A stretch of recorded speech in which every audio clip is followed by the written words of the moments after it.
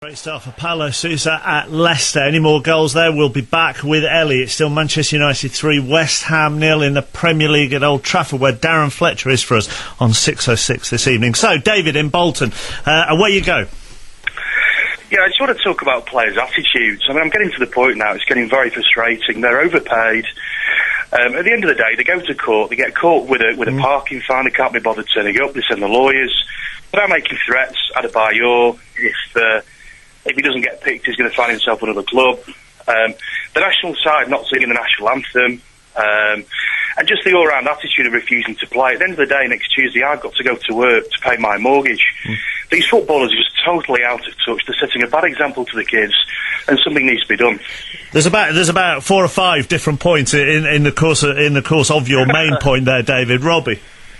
Well, I think, David, I take your points on board. First and foremost, it's not the footballers' fault that they get offered the contract they get offered. If you get offered 100 grand to do your job, you'd take it. Fair point?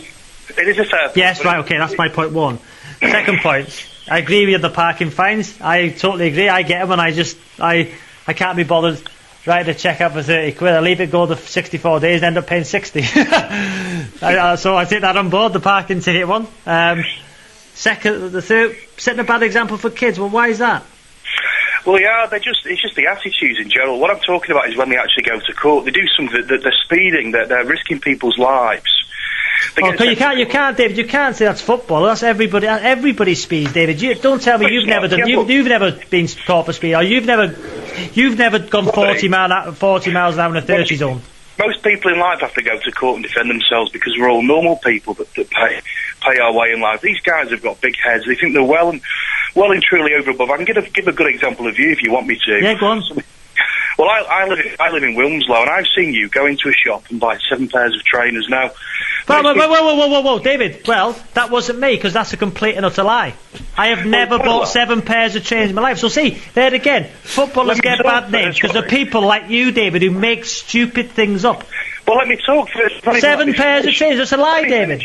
So see, you give footballers bad names. No, Mark, you cannot say. See, this is why footballers get. Go on, David. Well, basically, you bought them and you made this kid walk out and carry all your boxes for you while you stood there and carried nothing, and that is an epitome. David, I tell you what now, you're a liar, because that's never happened.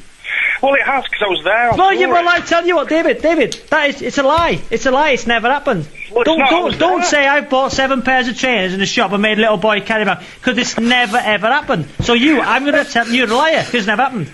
I saw it with my own eyes. Well, you're a liar. I'm telling you it didn't happen. You're a liar. Because people like you really wind me up.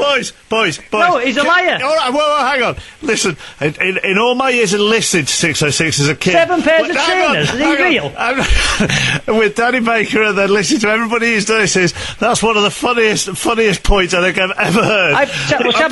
This is what's wrong with modern things. People categorise footballers, and you said I buy... You're a liar. Hang on, because I don't want to go down the trainery. David, I think your point about footballers not taking responsibility for their actions is fair enough. I don't think they're unique in that. I think you could bring in film stars in that. I think you could bring in TV stars in that. Accept that. Wait a minute, what shop, Mark? David, what shop was it? No, because he's wound me up. He's a liar. Robbie, he's... Right. At the main street in Wilmslow, and you like your white trainers, and I saw it. I was there. I bought 7 pairs. You bought 7 pairs. Okay, you might not be a liar, but it's not untrue. It's untrue. And I swear on my mother and father's life. You would say that, wouldn't you? You would say that. Well, it's not true. All right. I have to listen to you when you go abroad saying that you're bored in South Africa. Most people can't afford to go to the World Cup, and then we have to hear what you're going on about. All right, we've gone... Well, don't listen. I'll tell you what. Don't listen then. We've got... Hang on. We've gone way off point. David. Thank you for the call. And most of your points I do take on board. Chappers, the parking fine ones, yeah, I agree. But what I'm not having, Chappers, is somebody not tell the truth about me going to a shop buying 7 pairs of trainers? 7 pairs of trainers! I know. Chappers, I get them for out anyway. They've just made it worse, Robbie. You just made it worse. I would never buy 7 pairs of trainers because I get them off my sponsor. He obviously was mistaken. He was probably... He seen a guy with stupid hair, big white blonde hair, stupid teeth in a shop.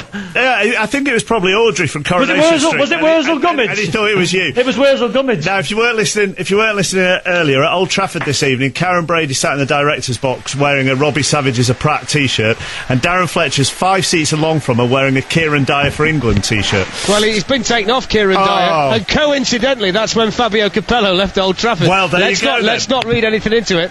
It's still 3-0 to Manchester United. Rooney from the penalty spot in the first half. Nani and Berbatov with very well-crafted goals.